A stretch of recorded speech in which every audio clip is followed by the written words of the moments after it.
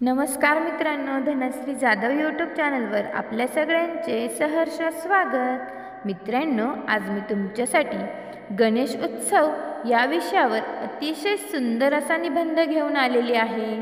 चला तर करूयात सुरुवात। गणेशोत्सव। भाद्रपद शुद्ध चतुर्थीला गणपतीचा वार्षिक उत्सव मोठ्या उत्साहाने सुरू होतो। गण म्हणजे समूह, समूहाचा जो नेता अधिपती तो गणपती असा या शब्दाचा अर्थ आहे। गणेश या शब्दाचे मूळ गुणेश असे आहे। सत्व, रज, तम या तीन गुणांचा जो अधिपती तो गुणेश, तोच गणेश होय। शरीर मानवाचे व शिर हत्तीचे असा हा देव। शरीराचे सौंदर्य नसले तरी मनाचे सौंदर्य व बुद्धी ही महत्त्वाची आहे।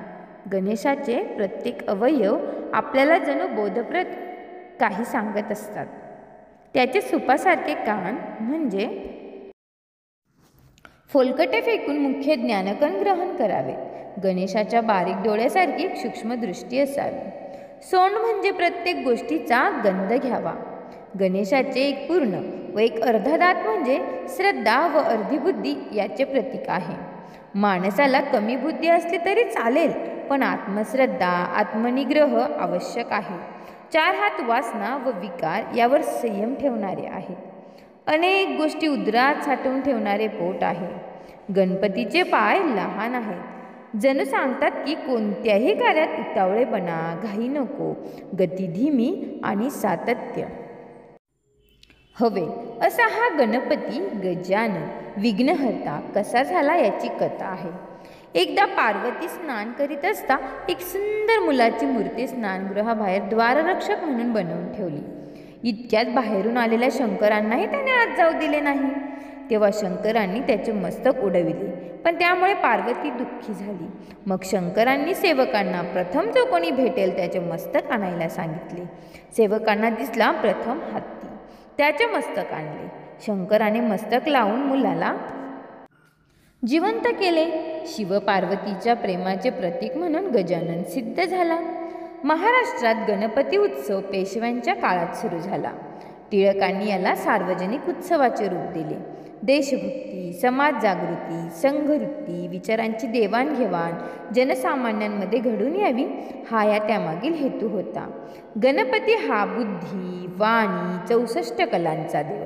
तो उत्तम लेखक होता, म्हणूनच व्यासांनी महाभारत सांगितले व गणपती बाप्पांनी लिहिले अशी श्रद्धा आहे। गणेश पूजनानेच कामाची सुरुवात श्री गणेशा करतात। गरीब श्रीमंत सर्व लोक ऐपतीप्रमाणे सजावट करून गणेशाची मूर्ती घरी आणतात। लाल फुले, दुर्वा, कमळ यांनी पूजा करतात। मोदकाचा नैवेद्य दाखवितात। 1.5 दिवस, 5 दिवस, 7 दिवस तर कुठे 10 दिवस गणपतीची पूजा करून नदी तलावामध्ये मूर्तीचे विसर्जन करतात। हल्ली मात्र गल्लोगल्लीत गणेश उत्सवाचे स्वरूप बेडौल, बेसूर होत चाललेले दिसून येत आहे।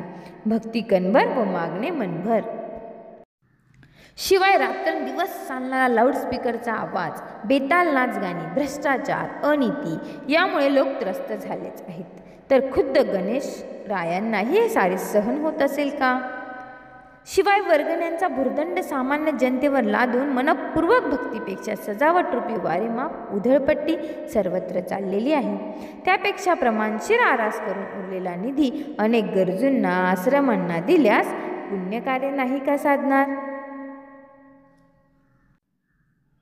धन्यवाद मित्रांनो, जर तुम्हाला हा व्हिडिओ आवडला असेल तर व्हिडिओला एक लाईक जरूर करा आणि हो, चॅनलवर नवीन असाल तर चॅनल सबस्क्राईब करायला विसरू नका। लवकरच भेटूया पुढील व्हिडिओत। तोपर्यंत तुमची आणि तुमच्या कुटुंबाची काळजी घ्या। Take care, bye bye.